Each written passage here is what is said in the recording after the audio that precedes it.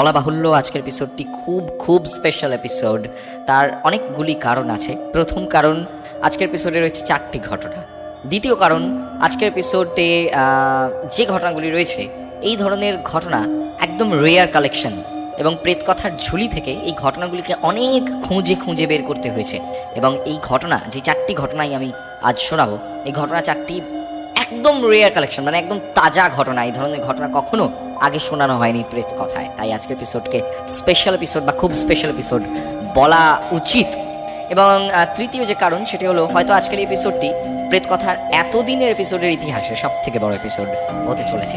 তাই আজকের এপিসোডটি অনেক বেশি জমজমাট, অনেকটা বেশি সময় আজকে প্রেত কথার সাথে থাকা যাবে। এবং চতুর্থ যেটি বলবো, এটি একটি ডিসক্লেইমার বলতে পারো, যে আজকের এপিসোড যদি কেউ না শোনেন পুরোটা, বা আজকের এপিসোড যদি কেউ মিস করেন, তাহলে তারা প্রেত কথার একটি দারুণ এপিসোড মিস করে যাচ্ছেন। কারণ আজকের যে ঘটনাগুলি রয়েছে, এই ঘটনাগুলি কিন্তু অনেক খাটনির ফল, এবং এই ঘটনাগুলি অনেক খাটনি করে খুঁজে বের করা হয়েছে। এর বেশি কথা বলবো না, কারণ অনেকগুলি ঘটনা রয়েছে এবং অনেকটা বড় হবে আজকের এপিসোড। তাই আশা করছি সকলে লাইটস অফ করে ফেলেছেন, এবং সকলে অলরেডি এখন ফ্যামিলির সঙ্গে অথবা কানে হেডফোন দিয়ে একাই বসে গেছেন। একবার মনে করি দিই, লাইক করতে ভুলো না এপিসোড। মাঝে মাঝে আপনি, মাঝে মাঝে তুমি হয়ে যাচ্ছে। যাই হোক, আপনিটা বড়দের জন্য, তুমিটা আমাদের বয়সী বা আমার থেকে ছোটদের জন্য, এরকমভাবে ধরে নিলেই ভালো হয়। এক এক সময় এক এক রকম আমার বলার ধরন হয়ে যায় আর কি। তো যাই হোক, একবার ছোট্ট করে মনে করি দিই, আজকের এপিসোড লাইক করতে ভুলো না, সাবস্ক্রাইব করতে ভুলো না। যারা শুনছো তারা প্রত্যেক শুক্রবার এবং রবিবার রাত ঠিক 10টার সময় প্রেত কথার অফিসিয়াল ইউটিউব চ্যানেলে প্রেত কথার এপিসোড আসে, এবং স্পটিফাইতে রাত 11টার সময় প্রেত কথার এপিসোড অ্যাভেলেবেল হয়ে যায়, এবং পুরনো এপিসোডগুলিও কিন্তু স্পটিফাইতে অ্যাভেলেবেল এই মুহূর্তে দাঁড়িয়ে। এবং তার পাশাপাশি যদি তোমার সাথে ঘটে যাওয়া কোনো সেরা ঘটনা বা তোমার শোনা কোনো সেরা ঘটনা থাকে, যা অবশ্যই আগে কোনো FM চ্যানেল অথবা কোনো ইউটিউব চ্যানেলে প্রচার করা হয়নি, সেটি আমাদেরকে পাঠিয়ে দিতে পারো prettkatha@gmail.com, অথবা প্রেতকথার ফেসবুক পেজ ইনবক্সে লিখে পাঠিয়ে দিতে পারো ঘটনা। এবং প্রেতকথার ফেসবুক পেজটি ঘুরে দেখে আসতে পারো, এবং প্রেতকথার ফেসবুক গ্রুপ ঘুরতে পারো। ইনস্টাগ্রামেও এই মুহূর্তে প্রেতকথা রয়েছে, প্রেতকথা অফিসিয়াল লিখে সার্চ করলে পাওয়া যাবে। তো আজকে আর বেশি কথা বলছি না, সমস্ত লিঙ্ক দিয়ে দিচ্ছি ডিসক্রিপশনে। শুরু করছি আজকের 218 নম্বর স্পেশাল এপিসোড। আমি গৌরব, আজকে তোমাদের সঙ্গে সাউন্ডে রয়েছে সৌম্যদীপ, গ্রাফিক্সে অনিকেত।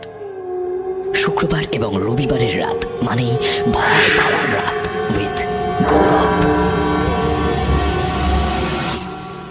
কেমন আছো দাদা? তোমার বাবা মা এবং প্রেতকথা পরিবারকে আমার শ্রদ্ধা ও ভালোবাসা জানিও। আজকে আমি একটা ঘটনা শেয়ার করব। ঘটনাটি গত রাতে আমার একজন মামির কাছ থেকে শোনা। মামির বড় মামা ও ছোট মামার ঘটনা। সে যেভাবে ঘটনাটি শুনিয়েছে, শ্রোতাদের সুবিধার্থে সেভাবেই বলছি। আমার বড় মামার ঘাড়ে ছোটবেলা থেকেই একটা পরী ছিল। পরী অর্থাৎ মহিলা জিন।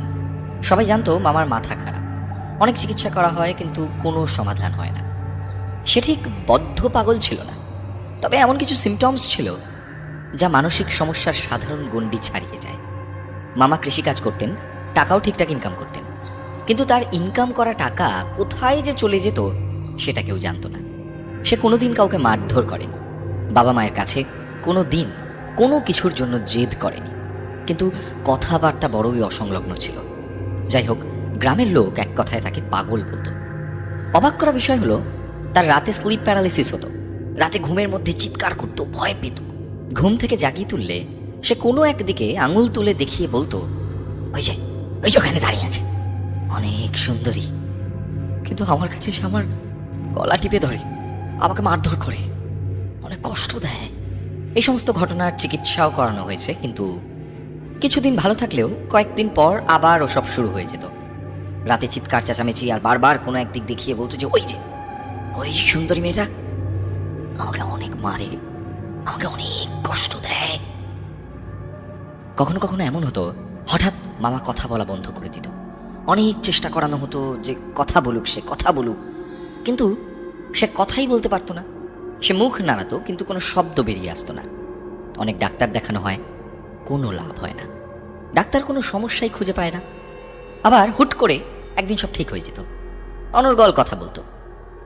এইভাবে চলতে থাকে। একদিন বড় মামা অটো রিকশায় করে কোথায় যেন যাচ্ছিলেন, মানে সেই মামাই। রাস্তায় হঠাৎ করে সেই অটো রিকশাটা কাত হয়ে দাঁড়িয়ে যায়। মামা একদিকের কোনায় বসেছিল। সবাই দেখে মামাকে যেন অদৃশ্য কেউ টেনে বের করে নিল। সেই সময় যখন অন্য যাত্রী আর চালক বের হয়ে যায় অটোর থেকে, তখন তারা দেখে মামা অটোর চাকার নিচে পড়ে আছে। কিন্তু সেটা একেবারে অসম্ভব, কারণ মামা সবার সাথে ভেতরেই বসেছিল। এরপর তিনি বিছানায় পড়ে গেলেন, অনেক দিন ভোগেন, আর এক সময় মারা যান। তাকে যখন রাতে সবাই কবর দিতে নিয়ে যায়, তখন গ্রামের ঘুটঘুটে অন্ধকার। কবরস্থানে গিয়ে সবাই দেখে চারপাশে যেন একটা আলোর আভা ছড়িয়ে আছে। সবাই যেন পরিষ্কার সব দেখতে পাচ্ছে, একদম পরিষ্কার, কিন্তু কোনো লাইটের চিহ্ন নেই সেখানে। আর কবরস্থানের চারপাশ দিয়ে কোনো এক নারী কণ্ঠ যেন ঘুরে ঘুরে করুণ সুরে কাঁদছে। কবরস্থানের চারপাশ দিয়ে সে কান্না ঘুরে ঘুরে আসছে, যেন কোনো আপনজন হারানোর বেদনায় কেউ কাঁদছে। সবাই প্রচণ্ড ভয় পেয়ে যান, এবং গ্রামের লোকজন অনেকে থাকায় সবাই বিষয়টা সামলে নেয়। এই ঘটনার পর অনেকদিন সবকিছু ঠিকঠাক ছিল। এরপর হঠাৎ নতুন উপদ্রব শুরু হয়। আমার ছোট মামার সাথেই সেই ঘটনা। ছোট মামা অনেক দিন ভোগেন। এরপর একদিন ছোট মামা আমার নানার সাথে, অর্থাৎ তার বাবার সাথে শহরে যাচ্ছিলেন ডাক্তার দেখাতে। এমন সময় বাস খারাপ হওয়ায় দুজন বাস থেকে নিচে নেমে আসেন। তখন রাস্তার ধারে এক পাগলি বুড়ি তাদেরকে দেখে ডাক দেয়। তো তারা যায় সেই বুড়ির কাছে, এবং সেই বুড়ি বলে, ডাক্তার দেখাতে যাচ্ছিস? কোনো লাভ হবে না।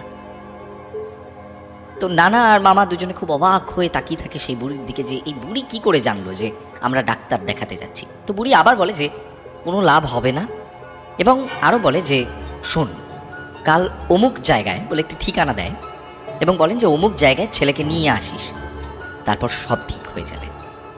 আমার নানা এসব শুনে কোনো পাত্তা দেন না। পাগল মানুষ, কি বলছে, কি সব ভাবছে কে জানে।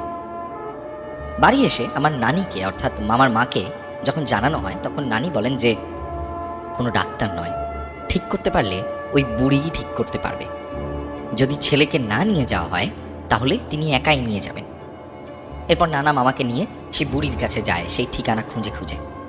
বুড়ির বাড়িটা পাটকাঠির বেড়া আর নারকেল গাছের পাতা দিয়ে ঘরের চাল বানানো। ঘরে একটা বাটি, একটা থালা আর একটা হাঁড়ি ছাড়া কোনো আসবাবপত্র নেই। সেই পাগলি বুড়ি তখন বিভিন্ন গাছড়া নিয়ে মামা এবং সেই নানার কাছে নিয়ে আসে আর কি। একটা কাঠি দিয়ে মাটিতে কিছু আঁকিবুকি করে, এবং আঁকিবুকি করার পর কিছু মন্ত্রোচ্চারণ করে, এবং তারপর বলেন যে পড়ি এসেছে। তো নানা বলে যে পড়ি এসেছে মানে? বলে হ্যাঁ, পড়ি এসেছে। বলে বুঝতে পারবে একটু বাদেই। তারপর আরও বেশ কিছু মন্ত্রোচ্চারণের পর তিনি বললেন যে শুধুমাত্র পড়ি নয়, তার গোটা পরিবার এসেছে। তো প্রথমে কেউ বিশ্বাস করতে চাইছিলেন না, মানে নানা আর মামা, কি বলছে পাগল বুড়ি। এবং নানা ভাবলেন যে হয়তো এখানে এসে ভুলই হয়ে গেছে, হয়তো এখানে আসাটার কোনো মানেই হয় না, এবং এই পাগল বুড়ি ভুলভাল কথাবার্তা বলছে। এবং নানা এমন সময় বেরোতে যাবেন সেখান থেকে, তখন হঠাৎ করে সেই ঘর থেকে তিনি একটি অদ্ভুত আওয়াজ শুনতে পান, এবং সেই আওয়াজ একদম মানুষের, এবং সে কণ্ঠ একজন পুরুষ মানুষের। নানা থমকে দাঁড়িয়ে যান, মামার ভয় হতে শুরু করে, এবং তারা দুজন দেখেন যে সেই বুড়ি কাউকে বোঝানোর চেষ্টা করছে কিছু, কিন্তু কোনো উত্তর আসছে না ওই দিক থেকে।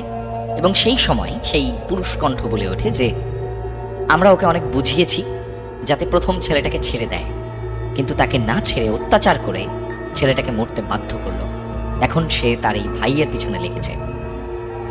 এবং আবার শূন্য থেকে এক পুরুষ মানুষের আওয়াজ ভেসে এলো যে আমরা অনুমতি দিলাম, আপনি ওকে যেভাবে পারেন শাস্তি দেন।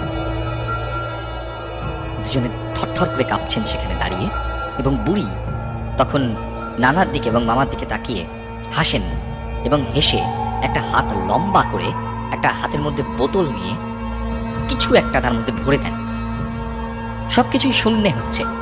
যখন বোতলের মধ্যে কিছু একটা ভরে দেন, তখন মামা আর নানা দেখেন যে বোতলের ভিতর একটা ছোট্ট মানুষের অবয়বের মতো কিছু, অসম্ভব সৌন্দর্য তার, এবং সে বোতলের ভিতর থেকে যেন প্রচণ্ড আলো ঠিকরে বেরিয়ে আসছে, এবং সে সৌন্দর্য দেখে বলা যায় যে এটা আসলেই কোনো এক পরী। বুড়ি তারপর শূন্যেই তার এক পোষা জিনকে আদেশ দেন যেন বোতলটা সমুদ্রে গিয়ে ফেলে আসা হয়। মামা আর নানা দেখল যে বোতলটা মাটিতে রাখার পর একা একাই গড়িয়ে ঘর থেকে বেরিয়ে চলে গেল। এরপর নানা সে পাগলি বুড়িকে কিছু দিতে চাইলে সে কিচ্ছু গ্রহণ করল না, টাকা উপহার কিচ্ছু না। তারপর সে পাগলি বুড়ি মামা এবং নানাকে বললেন যে তোরা চলে যা। চলে যাওয়ার পর ছোট মামা সম্পূর্ণ সুস্থ হয়ে যায়। মামা একদিন তার মাকে বলেন যে মা, ওই বুড়ি আমাকে সুস্থ করে দিল, কিন্তু বিনিময়ে তো কিছুই নিল না। আমি কাল বা পরশু ওকে বাড়িতে এনে দুটো ভাত খাওয়াবো। এরপর মামা যখন বুড়ির ঠিকানায় যায় তখন দেখে সেখানে সেই ঘরের কোনো চিহ্ন মাত্র নেই, ফাঁকা একটা মাঠ।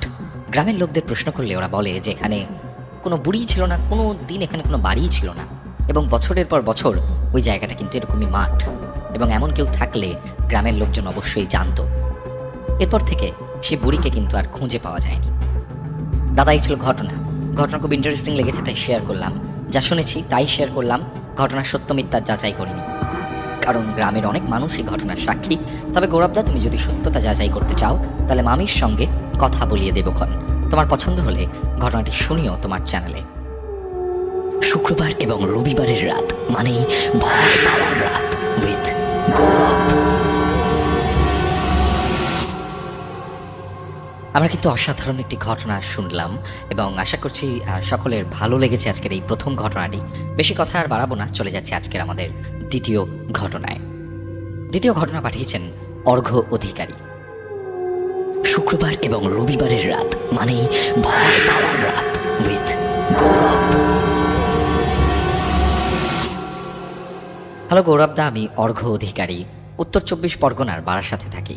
তোমার গলায় প্রেত কথার ঘটনাগুলো শুনতে দারুণ লাগে। আমি আশা করি প্রেত কথার পরিবার আরও বড় হোক এবং তোমার গলায় আরও ঘটনা যেন এভাবেই শুনতে থাকি। আজ আমি তোমাকে আমার মায়ের সাথে ঘটা একটি ঘটনা বলবো। আগাগোড়াই মা প্রচণ্ড গ্রাম ভালোবাসতেন। বলা যায় মায়ের কাছে তার গ্রামের জীবন ছিল বেশি আরামের। জন্ম গ্রামে হওয়ার দরুন তার গ্রামের জন্য এত প্রেম। আজ থেকে প্রায় 50-55 বছর আগের কথা। তখন আমার মায়ের অল্প বয়স। মা ছিলেন ক্যানিংয়ের এক জমিদার বংশের। বলাই বাহুল্য যে আজ থেকে 50 বছর আগে ক্যানিং ছিল প্রত্যন্ত গ্রাম। ওই গ্রামের দিকে সেই সময় ইলেকট্রিকের কোনো ব্যবস্থা না থাকার জন্য রাতে কোনো জনমানুষও দেখা যেত না। গ্রামটাকে দেখে মনে হতো যেন ভূতেদের আড্ডা। রাত 7টা থেকে 8টার সময় মনে হতো রাত যেন 3টে বাজে, এত অন্ধকার। যখনকার সময়ের কথা বলছি তখন মায়ের দাদুর শারীরিক অবস্থা খুব খারাপ, তাই তাকে তার বাড়ির বারান্দায় শোয়ানো হয়েছিল। মায়ের দাদুর শ্বাসকষ্ট থাকার দরুন তিনি যাতে ভালোভাবে নিঃশ্বাস নিতে পারেন তার জন্যই ওরকম ব্যবস্থা। সময়টা তখন প্রায় রাত 1টা। সারা বাড়ির লোকজন সবাই শুয়ে পড়েছেন, শুধুমাত্র আমার মা এর দিদা তিনি জেগে আছেন।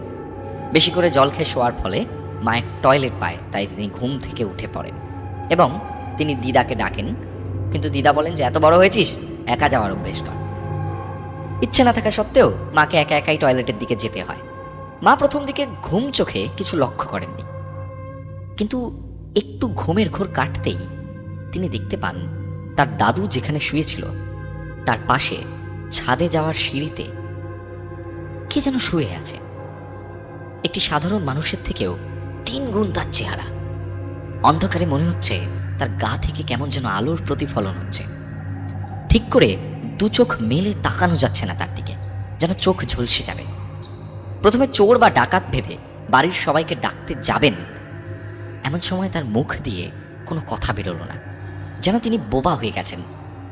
মা মনে মনে বললেন যে কি হচ্ছে এটা আমার সঙ্গে, যেন তার মুখটাকে কেউ অলৌকিক কিছু দিয়ে চেপে ধরে রেখেছে এবং তিনি চিৎকার করার চেষ্টা করছেন, কিন্তু কোনো কিছুতেই যেন কোনো নার্ভ তার কাজ করছে না।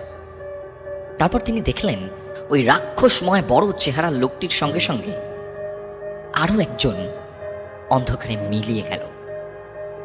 এই ঘটনা দেখার পর রীতিমতো মা সেন্সলেস হয়ে পড়ে যান। সকালবেলা তিনি জানতে পারেন তার দাদু আর এই পৃথিবীতে নেই। এই কথাটা শোনার পর তিনি অসুস্থ হয়ে যান। 15 দিন পর তাকে কলকাতায় নিয়ে চলে আসা হয়। পরে তিনি তার দিদাকে সব কথা জানান, আর দিদা বলেন মা যাকে দেখেছিলেন সে স্বয়ং যম নয়তো কোনো এক যমদূত।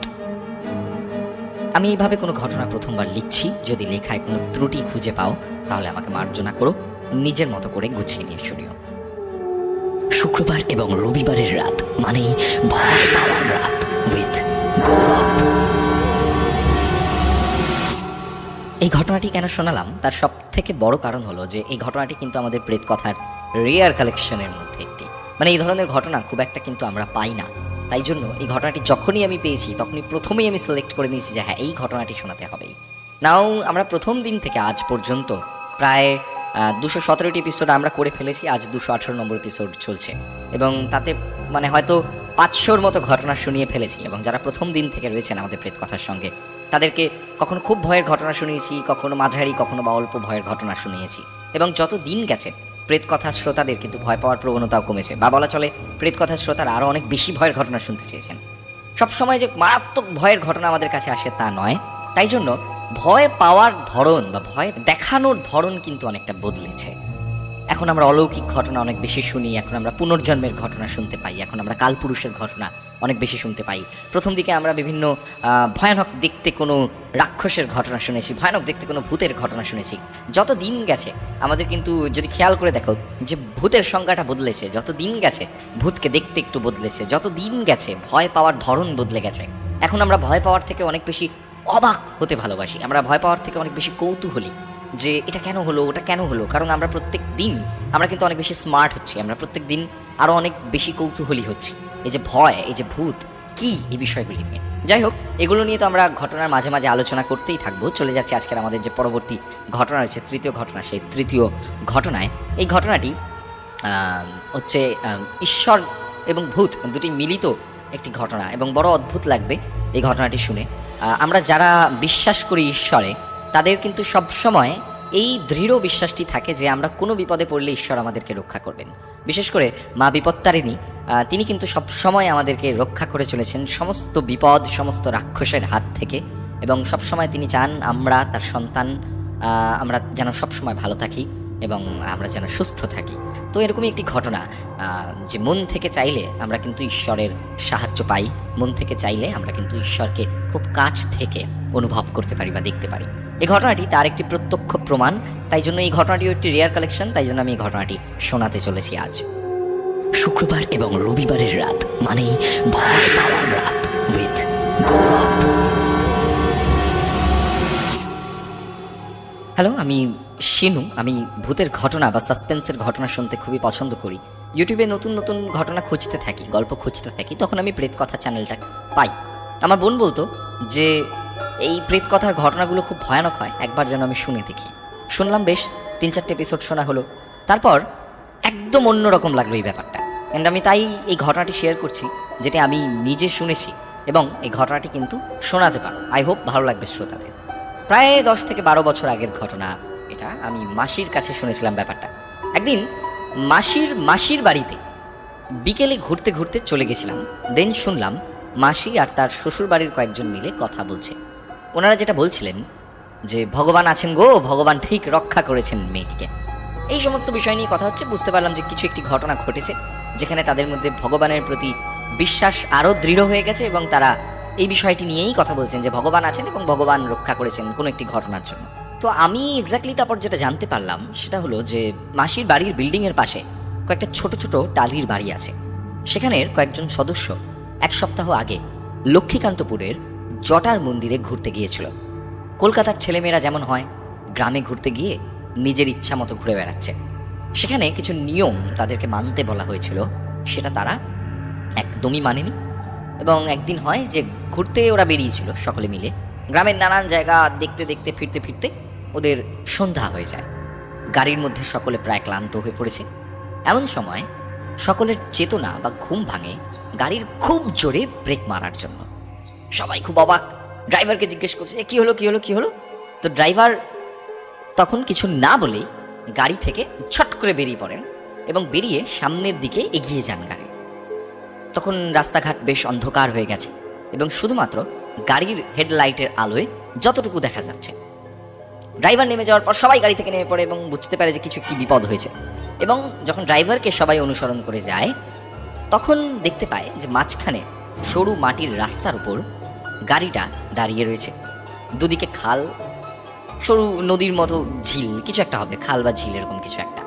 এবং ড্রাইভার সবাইকে দেখাচ্ছে যে রাস্তার উপর একটা সাপ আধা গলা কাটা অবস্থায়, তার মাথাটা একদিকে পড়ে আছে এবং শুধুমাত্র দেহটা রাস্তার এপার থেকে ওপার কিলবিল করতে করতে এগিয়ে চলেছে। এবং সবাই সেটা দেখে অবাক। চারিদিক তখন অন্ধকার, গাড়ির আলোর মধ্যে শুধুমাত্র ওই ব্যাপারটা দেখা যাচ্ছে, ঝিঝি পোকার আওয়াজ। পরিবেশ খুব রহস্যময় এবং ভয়ানক হয়ে ওঠে এবং সবাই তখন বলেন যে না না, গাড়িতে চলো, গাড়িতে চলো, আর এখানে দাঁড়ানো যাবে না, কি দেখে নিলাম। তো সবাই নিজেদের মধ্যে বলা বলি করছে যে এরকম কি করে সম্ভব, মাথা আলাদা হয়ে গেছে, শুধুমাত্র একটা সাপের দেহ চলে যাচ্ছে বলে সবাই গাড়িতে উঠেছে।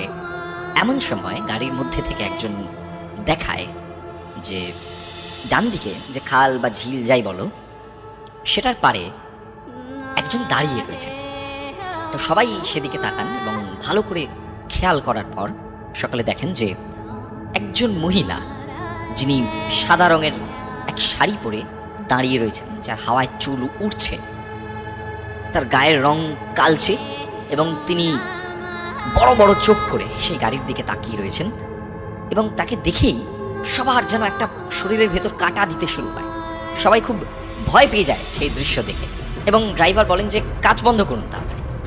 তো তড়িঘড়ি করে সকলে সেই কাঁচ বন্ধ করে দেয় গাড়ির, এবং ড্রাইভার সেখানে এক মুহূর্ত না দাঁড়িয়ে গাড়ি নিয়ে ঝড়ের গতিতে সেখান থেকে বেরিয়ে যান।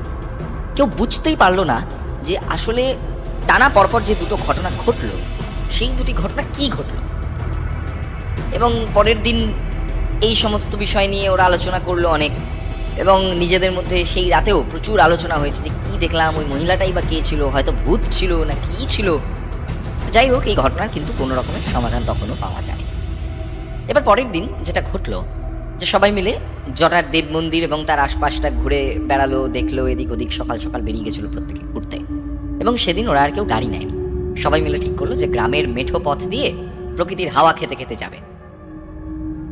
তো ওরা ঠিক করলো যে একটা ভ্যানে করে যাওয়া হবে, যেটা করে শহর কলকাতাতে আর কি বালির বস্তা নিয়ে যাওয়া হয়, ওরকম একটা ভ্যান।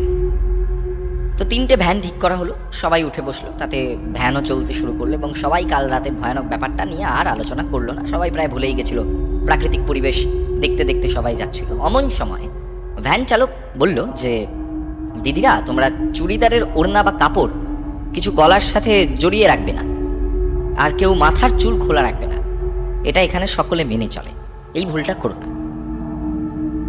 তো ভ্যান চালকের কথা শুনে কলকাতার সব ছেলেমেয়েরা ওরা ভাবলো যে এসব ফালতু কথাবার্তা, এগুলো সব কুসংস্কার, গ্রামগঞ্জের মানুষদের মনের মধ্যে কুসংস্কার ভরা, ওরা এই সমস্ত কথাবার্তা বলছে। তো ওরা এসব হেসেই উড়িয়ে দেয় এবং ভ্যান চলতে থাকে। তো 2 বোন ওরা পাশাপাশি বসে গল্প করতে করতে যাচ্ছিল, আর ভ্যান চালকের কথায় হাসাহাসি করছিল ভ্যানের মধ্যেই। একটু পরে ঘটলো কি, যে 2 বোনের মধ্যে একজন একটু একটু করে নিচের দিকে ঝুঁকে পড়ছে এবং খুব আস্তে আস্তে। এবং সেটা দেখে অন্য বোন জিজ্ঞাসা করলো যে কিরে, কিছু খুঁজছিস নাকি নিচে? কিন্তু কোনো উত্তর আসে না। আবার তাকে জিজ্ঞাসা করলো, কিরে, কিছু খুঁজছিস নাকি নিচে? এবং কোনো উত্তর আসে না। তখন সেই বোনটি তার নিচের দিকে ঝুঁকে যাওয়া বোনের গায়ে একটু ঠেলা দিয়ে বললো যে এই কিরে। তো তার এই আচরণ দেখে সবাই ঘুরে তাকায়, ভ্যান চালক দাদা শুদ্ধ, মানে সেও ঘুরে তাকায় পিছন দিকে। এবং সবাই যেটা দেখে যে 2 বোনের মধ্যে একজন, যিনি নিচের দিকে ঝুঁকে পড়ছিলেন আস্তে আস্তে, তার গলার মধ্যে চুড়িদারের ওড়নাটা জড়ানো। এবং ভ্যান চালক দাদা ভ্যান তখনই তড়িঘড়ি থামিয়ে দেয় এবং সঙ্গে সঙ্গে ভ্যান থেকে নেমে পড়েন। নামার পর সবাই দেখে যে সেই মেয়েটি, যে কিনা নিচের দিকে ঝুঁকে পড়ছিল, তার গলায় তার ওড়নাটা এমনভাবে প্যাঁচ খেয়েছে যেন কেউ গিট মেরে দিয়েছে, এবং ওড়নার অপর প্রান্তটা নিচে ভ্যানের চাকার সঙ্গে আটকে গেছে।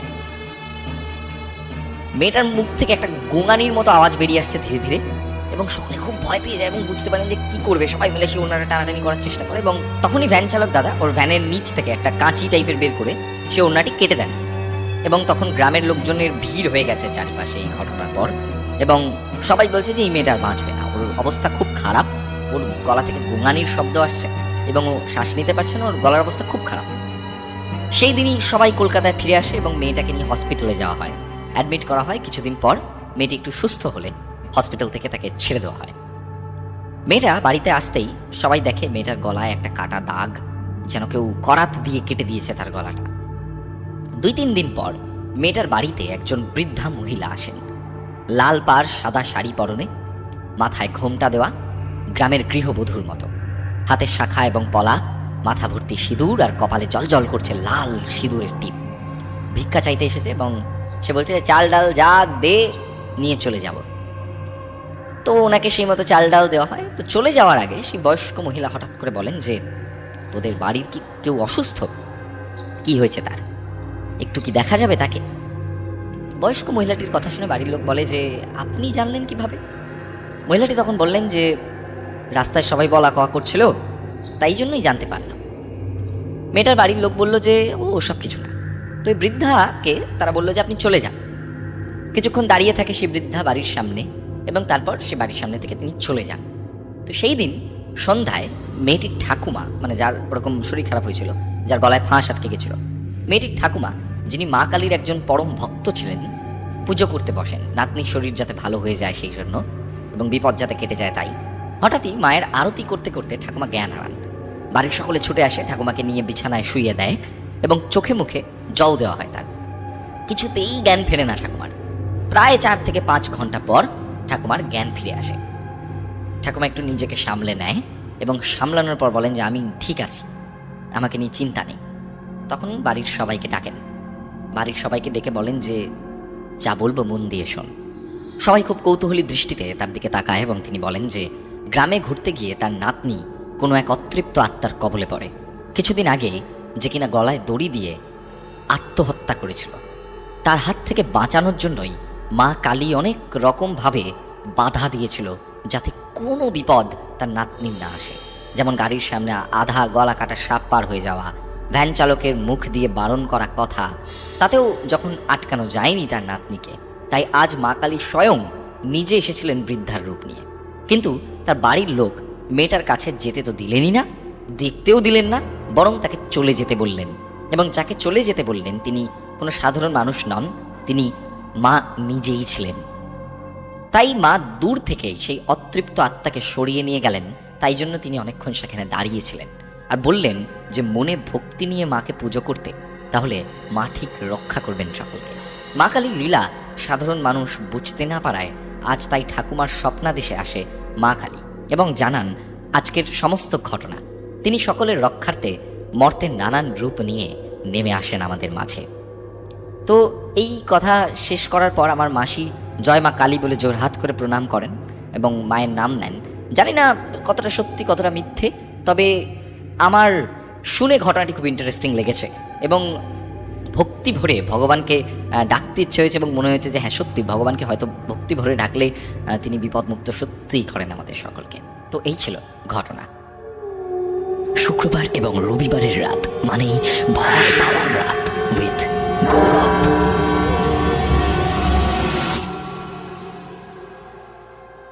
আজকের এপিসোডের শুরুতেই কিন্তু বলেছিলাম যে আজ যে কটি ঘটনা থাকবে সব কটি ঘটনা খুবই ইউনিক ঘটনা এবং এগুলি সব রেয়ার কালেকশন। এই ধরনের ঘটনা সব সময় পাওয়া যাবে না। তাই আজকের এপিসোড যারা মিস করছে বা যারা মিস করবে তারা কিন্তু একটা দারুণ দুর্দান্ত এপিসোড মিস করে যাচ্ছে। তাই জন্য আমি বলবো যে এপিসোডটিকে বেশি বেশি করে শেয়ার করো বন্ধুদের সঙ্গে, ফ্যামিলির সাথে, এবং প্রত্যেকে তোমার বন্ধুদেরকে পাঠাও এই এপিসোডটি এবং বলো আজকের এপিসোডটি একবার শুনে দেখতে। যারা যারা প্রেত কথা শোনেন বা যারা যারা হয়তো এখনো পর্যন্ত প্রেত কথা শোনেন না তাদেরকেও পাঠাও, কারণ তোমাদের প্রত্যেকের উপর ভরসা করেই কিন্তু এই প্রেত কথা, আমাদের এই প্রেত কথার পরিবার। চলে যাবো আজকে আমাদের চতুর্থ ঘটনায়। তার আগে একবার মনে করিয়ে দিয়ে আমাদের ঘটনা পাঠানোর জন্য মেল করতে হবে pretkotha@gmail.com অথবা প্রেত কথার ফেসবুক পেজ ইনবক্সে লিখে পাঠাতে হবে ঘটনা। আজকে দুটি ঘটনা প্রেত কথার ইমেল অ্যাড্রেস থেকে এবং দুটি ঘটনা প্রেত কথার ফেসবুক পেজ থেকে। এবং কেমন ঘটনা পাঠাতে হবে না, যে ঘটনা আগে অন্য কোনো রেডিও স্টেশন বা ইউটিউব চ্যানেলে শোনানো হয়নি, ঘটনা যেন অবশ্যই আমাদের প্রেত কথার জন্যই এক্সক্লুসিভ হয়, তাহলে অনেক সুবিধা হয়। নইলে কিন্তু আমাদেরকে নানান ধরনের সমস্যায় পড়তে হয় আর কি। মানে অন্যান্য চ্যানেল থেকে বলেন যে আপনারা আমাদের ঘটনা কেন বলছেন, বা কোনো রেডিও স্টেশনে হলে সেটি খুব একটি খারাপ বিষয় হয়। এবং যেহেতু আমাদের এই শোটি বর্তমানে মানুষের ভালোবাসা পাচ্ছে, তাই আমরা কিন্তু চাইব সব সময় আমাদের এখানে যেন ইউনিক ঘটনা শোনানো হয়। এবং চলে যাবো আজকের আমাদের পরবর্তী এবং শেষ ঘটনায়। এই ঘটনাটিও বড়ই অদ্ভুত, ছোট একটি ঘটনা, কিন্তু বেশ ভয় লাগবে। শুক্রবার এবং রবিবারের রাত মানেই ভয় পাওয়ার রাত উইথ গৌরব।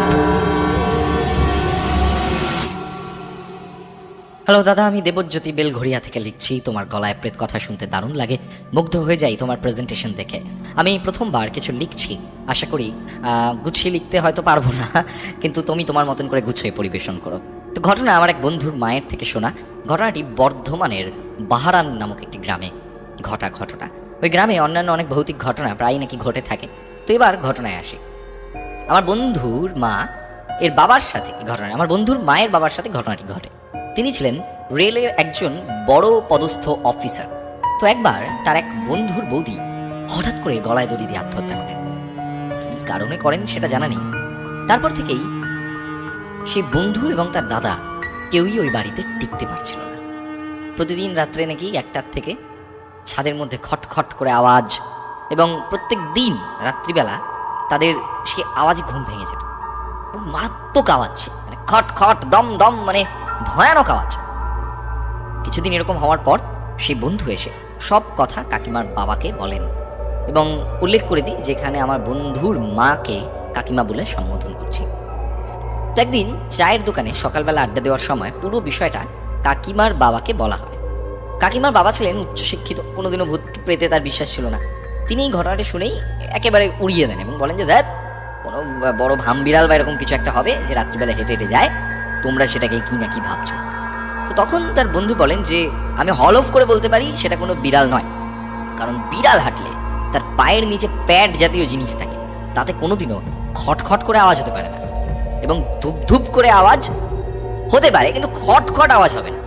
তো এই বিষয়টা শুনে কাকিমার বাবা একটু খটকা লাগে, তবু বিজ্ঞান মনস্ক চিন্তাধারার জন্য এটাকে সহজে বিশ্বাস করতে চায় না তার বোন। তারপর 2-1 দিন কেটে যায় এবং কাকিমার বাবা রেলের ডিউটির জন্য এক জায়গায় কাজে যায়, এবং যেদিন তিনি ফিরে আসেন সেদিন আবার স্টেশনের কাছে তার বন্ধুর সাথে দেখা, এবং তিনি বলেন যে কিরে, আওয়াজ হচ্ছে নাকি এখন? তো তিনি বলেন যে আরো বেড়ে গেছে সেই আওয়াজ, কমার কোনো নামই নেই।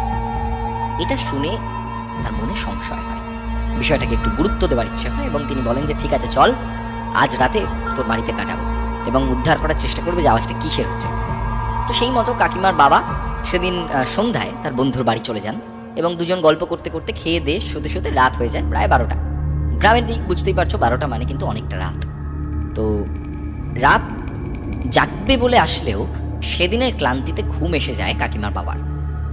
এর মধ্যেই রাত্রিবেলা হঠাৎ করে সেই খটখট আওয়াজ শুরু হয়, এবং দুজনেই সে আওয়াজ শুনে লাফ দিয়ে উঠে বসে, এবং উঠে বসার পরেই সেই খটখট আওয়াজ যেন আরো জোরে হতে শুরু করে, যেন কেউ খড়ম পরে হাঁটছে। তারা দুজনেই উঠে ঠিক করে ওদের বাড়ির আশেপাশে দেখে, এবং দেখে যে কিচ্ছু নেই। তো তারা দুজন ঠিক করেন যে ওদের বাড়ির পাশে যে বট গাছটা আছে সেটাই উঠে একবার দেখার চেষ্টা করবে যে কে হাঁটছে উপরে। তো কাকার বাড়িটা ছিল 1 তলা, কিন্তু পাকা বাড়ি। উপরে ওঠার সিঁড়ি ছিল না, কিন্তু উপরে ছাদ ছিল, তাই স্বাভাবিকভাবেই সিঁড়ি দিয়ে কিন্তু ছাদে যাওয়া যাবে না। তো এবার সেই মতো কাকিমার বাবা বলছেন যে আমি উঠবো, তুই নিচে থাক এবং আমাকে বল যে আওয়াজটা কোন দিক থেকে আসছে। তো সেই মতো কাকিমার বাবা গাছে ওঠেন এবং তার বন্ধু ঘরে থেকেই বলতে থাকেন যে কোন দিক থেকে আওয়াজটা বেশি আসছে। কিন্তু তিনি গাছে উঠে কিছুই দেখতে পান না, দেখেন ছাদ পুরো খালি, কিন্তু নিচ থেকে সে বন্ধু এখনো আওয়াজটা পাচ্ছেন। কাকিমার বাবা সত্যি এই ব্যাপারটার কোনো ব্যাখ্যা পান না। আরও 1/2 ঘন্টা মতো গাছে থাকেন, এবং গাছে থাকার পর তিনি নিরাশ হয়ে গাছ থেকে নেমে আসেন। এর মধ্যে প্রায় রাত 3টে বেজে গেছে, এবং তারপর আওয়াজটাও থেমে যায়। শেষ রাতটা তারা ঘরেই কোনো মতে কাটাবে বলে ঠিক করেন, এবং এর মধ্যে তারা শুয়ে থাকতে থাকতে হঠাৎ ঘুমিয়েও পড়েন এক সময়। পরদিন সকালে ঘুম থেকে উঠতেই কি যেন একটা ভেজা ভেজা জিনিস সারা গায়ে ফিল করেন, এবং অসহ্য দুর্গন্ধ। দুজনে চোখ খুলতেই দেখলেন খোলা আকাশের নিচে তারা দুজন শুয়ে আছেন। এদিক ওদিক তাকিয়ে দেখেন গ্রামের বড় হাই ড্রেনে দুজনে পড়ে আছেন। কিভাবে, কখন, কোনো ব্যাখ্যা নেই। তারা তো বাড়িতেই ঘুমিয়েছিলেন, এখন হাই ড্রেনের পাশে কেন? কাকিমার বাবা এত সাহসী বিজ্ঞান মনস্ক হওয়া সত্ত্বেও ভূত অথবা প্রেত বলে যে কিছু হয় তারপর থেকে বিশ্বাস করা শুরু করেন। আমরা প্রত্যেকে 2022-এ দাঁড়িয়ে ঘটনার ব্যাখ্যা পাই না যে কি করে এটি সম্ভব। এই ছিল ঘটনা গৌরবদা। ভালো লাগলে অবশ্যই প্রেত কথাতে এটি শুনিও, একদম সত্যি ঘটনা। এরকম ঘটনা বোধহয় কারোর সাথে ঘটেনি। আশা করি সবার এটি শুনে বেশ ভালো লাগবে। শুক্রবার এবং রবিবারের রাত মানেই ভয় পাওয়ার রাত উইথ গৌরব। সত্যি সত্যি সত্যি এরকম ঘটনা কিন্তু আমি শুনিনি আগে, এবং এই ঘটনাটি বেশ রহস্যময়, বেশ অন্যরকম ছিল। আশা করছি আজকের এপিসোড অনেক ভালো লেগেছে। কথা দিয়েছিলাম আজকের এপিসোড স্পেশাল হবে, কথা দিয়েছিলাম আজকে আমাদের প্রেত কথার ঝুলি থেকে সেই রেয়ার ঘটনাগুলোকে বের করব, যে ঘটনাগুলো কখনো শোনানো হয়নি আগে। এই ধরনের ঘটনাই খুব কম শোনানো হয়েছে এবং আশা করছি আজকে সকলের মনকে তৃপ্তি দিতে পেরেছি, আজকে অনেকটা ভয় পাওয়াতে পেরেছি, আজকে অনেকটা কৌতূহলী করতে পেরেছি মানুষকে এবং অনেক বেশি অবাক করতে পেরেছি। এবং এপিসোড আজকে অনেক বড় হয়েছে, মেবি এটি হয়তো প্রেত কথা সব থেকে বড় এপিসোড হয়তো প্রায় 40 মিনিটের কাছাকাছি এপিসোড। তাই আজকে কোনো শাউট আউট পর্বে যাচ্ছি না। স্পটিফাইতে প্রেত কথা শুনতে ভুলো না এবং এই প্রেত কথার অফিসিয়াল ইউটিউব চ্যানেল, যেটাতে এই মুহূর্তে দাঁড়িয়ে তুমি প্রেত কথা শুনছো, সেখানে প্রত্যেক শুক্রবার এবং রবিবার রাত ঠিক 10টার সময় প্রেত কথার এপিসোড আসতে থাকে এবং রাত 11টার সময় স্পটিফাইতে প্রেত কথার এপিসোড চলে আসে। সো এখানে গল্প নয়, ঘটনা শোনানো হয়।